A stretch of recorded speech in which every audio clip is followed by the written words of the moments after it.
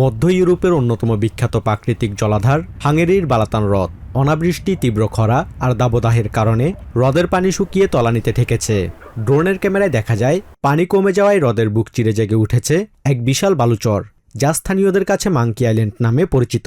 আর এই নতুন ভূখণ্ড দেখতে সৈকতে ভিড় করছেন দর্শনার্থীরা।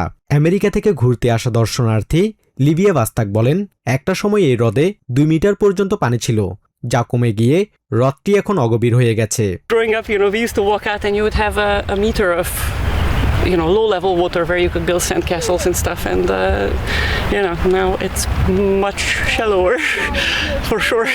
আবহাওয়া বিজ্ঞানীদের মতে জলবায়ু পরিবর্তনের বৈশ্বিক প্রভাবে বিশ্বজুড়েই বড় বড় হ্রদগুলো শুকিয়ে মূল আয়তনের 10% নেমে আসছে। হাঙ্গেরির এই হ্রদটিকেও অতিরিক্ত বাষ্পীভবনের কারণে পানির অভাব তৈরি হয়েছে।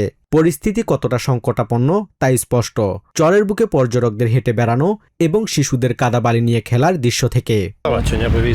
বালাতন হ্রদের পানির স্তর এতটাই নিচে নেমে গেছে যে আমি এখানে এরকম বড় বালুচর আগে কখনো দেখিনি। জলবায়ু পরিবর্তনের পাশাপাশি অপরিকল্পিত পানি ব্যবস্থাপনার কারণেও এমনটা হতে পারে। পরিস্থিতি যেদিকে যাচ্ছে, এই বছরের শেষের দিকে এই চর আরও দীর্ঘ ও চওড়া হয়ে জেগে উঠবে।